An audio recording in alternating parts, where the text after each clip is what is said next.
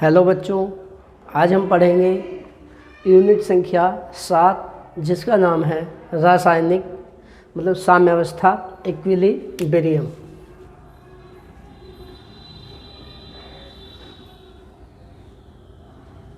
Equilibrium यानी कि साम्यावस्था। वास्तव में ये 2 चैप्टरों का समावेश है नए सिलेबस में। पहले 2 चैप्टर थे, एक था रासायनिक साम्यावस्था और दूसरा था आयनिक साम्यावस्था। तो चलिए शुरू करते हैं। पहला टॉपिक है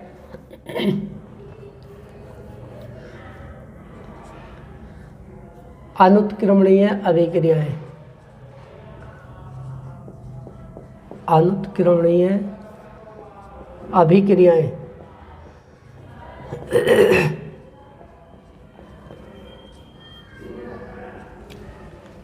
इरिवर्सिबल रिएक्शंस।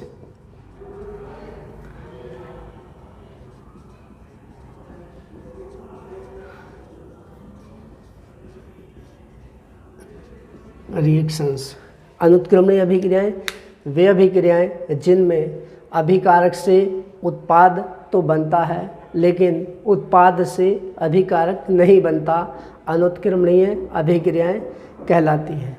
वे अभिक्रियाएं जिनमें अभिकारक से उत्पाद बनता है परंतु उत्पाद से अभिकारक नहीं बनता, अनुत्क्रमणीय अभिक्रियाएं कहलाती हैं। ये अभिक्रियाएं केवल एक ही दिशा में अग्रसर रहती हैं।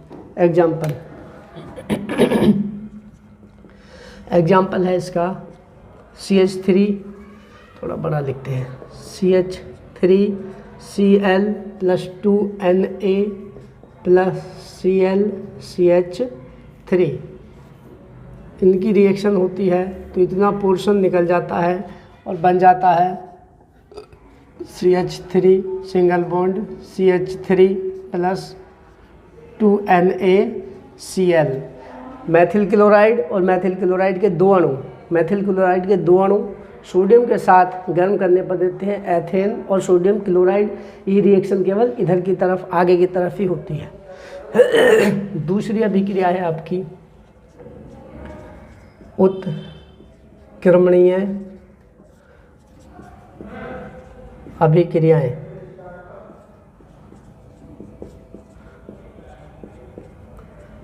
उत्क्रमणीय अभिक्रियाएं इनके रिवर्सिबल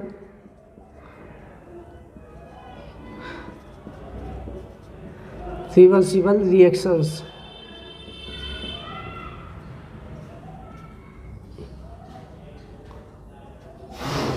उत्क्रमणीय अभिक्रियाएं वे अभिक्रियाएं जिनमें अभिकारक से उत्पाद बनता है और उत्पाद से अभिकारक भी बनता है, अर्थात ये अभिक्रियाएं दोनों दिशाओं में अग्रसर रहती हैं।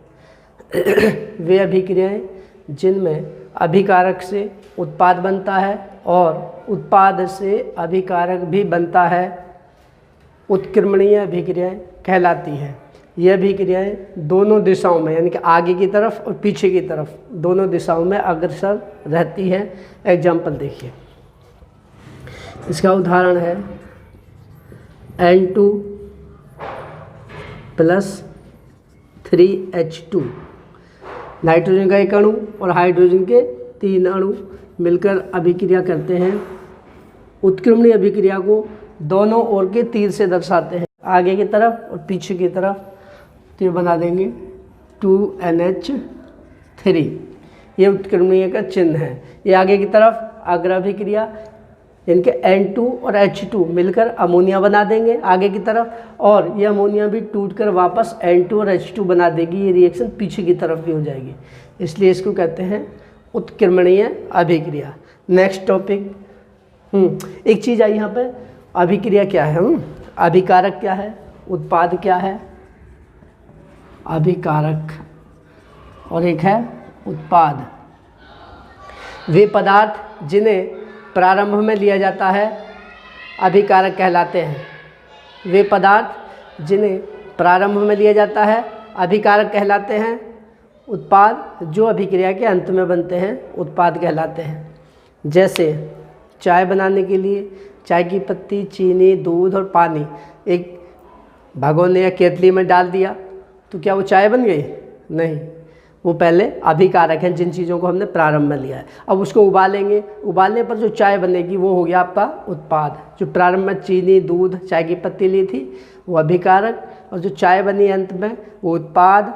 और उन पदार्थों से चीनी, चाय की पत्ती, दूध, इन सब को उबालने की जो प्रक्रिया है, चाय बनाने के लिए जो उबाला गया है उसको कहते हैं अभिक्रिया या रासायनिक अभिक्रिया।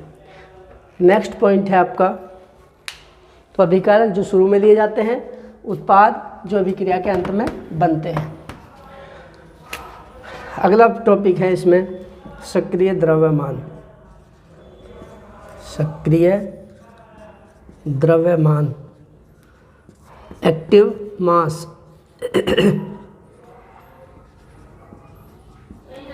एक्टिव मास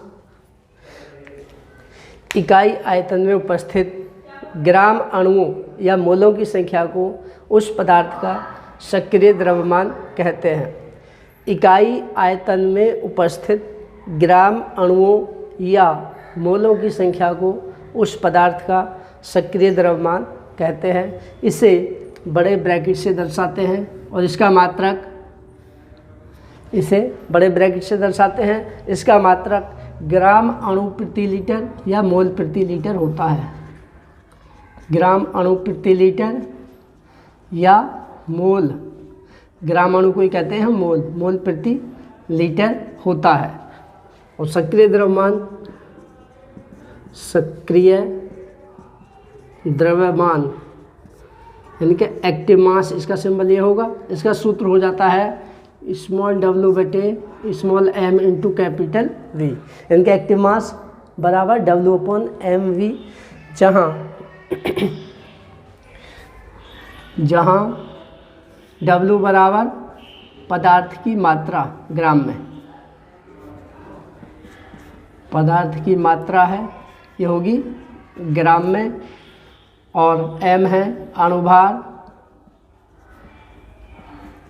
और V है कैपिटल V आयतन, वॉल्यूम,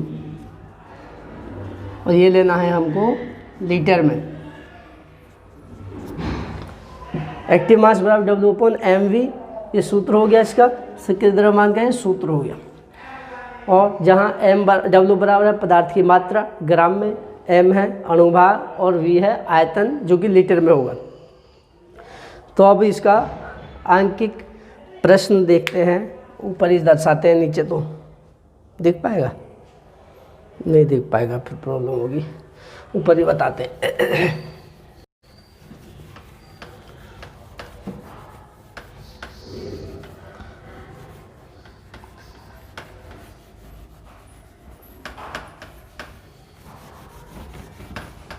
उदाहरण, एग्जाम्पल देखते हैं सक्रिय द्रव्यमान का।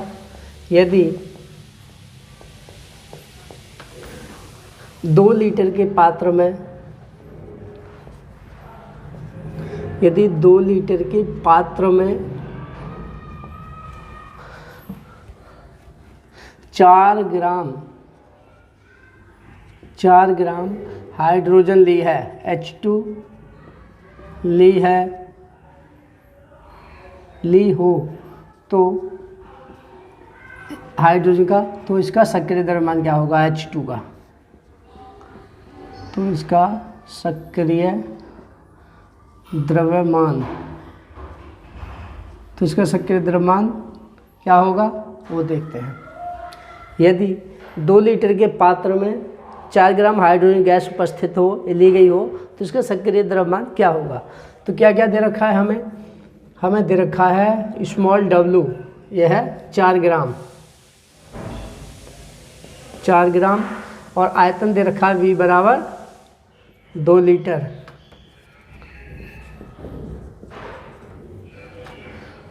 और एक्टिव मास H2, इसको पढ़ते हैं, ब्रैकेट को कहते हैं एक्टिव मास, अंग्रेजी में, हिंदी में सक्रिय द्रव्यमान, इसको कहेंगे एक्टिव मास। जो जिसका निकालना है उसको भीतर लिख देते हैं इसके अंदर, एक्टिव मास H2, इसको ऐसे पढ़ा जाता है एक्टिव मास H2 का सक्रिय द्रव्यमान बराबर क्या? Question mark. अब हमको H2 का अणुभार चाहिए, m, ये m की आवश्यकता है इसकी। H2 का अणुभार, H2 का अणुभार क्या हो जाएगा, स्मॉल m बराबर H के कितने परमाणु हैं, 2, और H का परमाणु भार होता है 1। H के परमाणु हैं 2 और H का परमाणु भार 1, तो अणुभार निकाल लेंगे 2 गुणा 1 बराबर 2, अणुभार आ गया 2। अब निकाल लेंगे, इधर बता देते हैं, तो एक्टिव मास H2 नीचे ही बताते हैं, चलिए इसको नीचे से इसको मिटा देते हैं। तो देखिए एक्टिव मास H2 बराबर क्या हो जाएगा, W/mv। W का मान है 4, m का मान है 2 और v का मान है 2, तो 2 दूनी 4 और 2 एकम 2, यानी कि 1 मोल प्रति लीटर, 1 मोल प्रति लीटर, इसका मान आ गया 1 मोल प्रति लीटर। H2 का सक्रिय द्रव्यमान हो गया 1 मोल प्रति लीटर। एक दूसरा क्वेश्चन बताते हैं, देखिए उसमें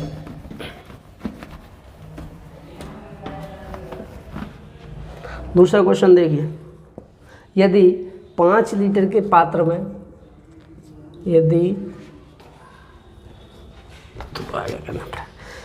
5 लीटर के पात्र में 1.7 नहीं 17 मान दो, चलो 17 ग्राम अमोनिया NH3 अमोनिया उपस्थित हो, तो अमोनिया यानी कि NH3 का सक्रिय द्रव्यमान क्या होगा,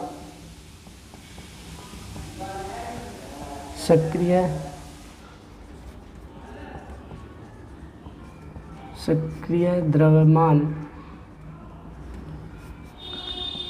क्या होगा या ज्ञात कीजिए। ठीक है। दूसरा क्वेश्चन, यदि 5 लीटर के पात्र में 17 ग्राम अमोनिया उपस्थित हो तो अमोनिया का सक्रिय द्रव्यमान क्या होगा। तो इसका आंसर इधर बताते हैं हम, इसका हल इधर करते हैं। ठीक है। क्या दे रखा है, V दे रखा है आपका 5 लीटर, आयतन 5 लीटर है, W वेट कितना है 17 ग्राम, 17 ग्राम्स। अब क्या आवश्यकता है हमको, इसे NH3 का सक्रिय द्रव्यमान निकालने के लिए NH3 के अणुभार की आवश्यकता है, क्योंकि एक्टिव मास बराबर होता है W/mv। W और V पता है, m अभी नहीं है तो m निकाल लेंगे। NH3 का अणुभार बराबर यहाँ पे है अणुभार। अणुभार क्या होता है, अणुभार होता है किसी अणु में उपस्थित समस्त परमाणुओं के परमाणु भारों का योग। अणुभार होता है किसी अणु में उपस्थित सभी परमाणुओं के परमाणु भारों का योग अणुभार कहलाता है।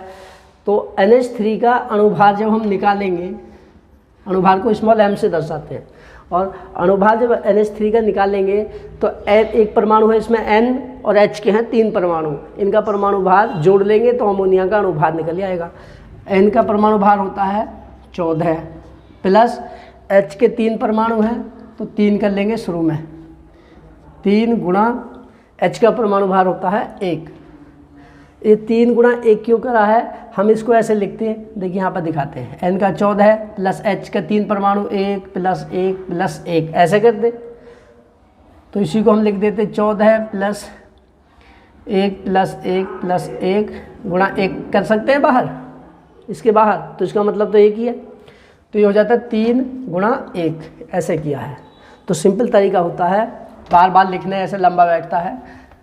किसी तत्व के कई परमाणु हैं तो उन परमाणुओं की संख्या को शुरू में ले लेते हैं गुणा उस तत्व का परमाणु भार ऐसे निकालते हैं।